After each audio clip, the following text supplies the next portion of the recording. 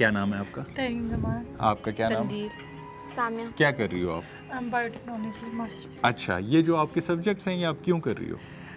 Research department में interest की वजह से। अच्छा, अगर फ़र्ज़ करो आप ये जो भी आपके सब्जेक्ट्स हैं ये आप कर लेती हैं, आपको क्या लगता है कि इसके आगे फ्यूचर में कोई स्कोप है या नहीं?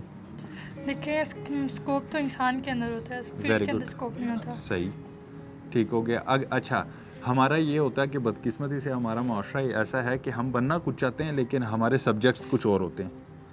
इसकी वजह क्या है? हमें वक्त पे गाइड नहीं किया जाता या हमें हमारे अपने अंदर ही इतने गट्स नहीं है कि हम डिसीजन ले सकें कि हमने जो करना है हमने उसी फील्ड में आगे जाना है? इसमें काफ़ी फैक्टर्स आ जाते हैं, कुछ फैमिली प्रेशर्स भी आ जाते हैं, कुछ गाइडेंस का भी मसला आ जाता है और कुछ हमारा एजुकेशन सिस्टम में भी ये प्रॉब्लम है।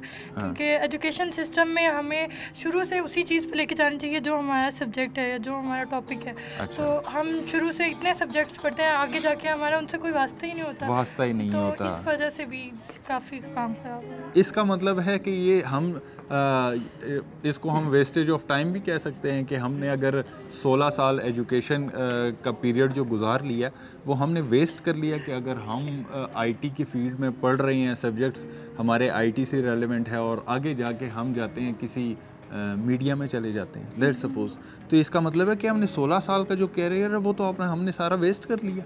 देखिए, नॉलेज के गेन का टाइम जो होता है वो वेस्टेज तो नहीं होता, लेकिन ये होता है कि आप अपनी फील्ड में अच्छा वर्क कर सकते हो, आप के पास ज़्यादा एक्सपीरियंस आ जाता है अगर आप शुरू से अपनी फील्ड पे काम करें, तो ये एक लॉस होता है।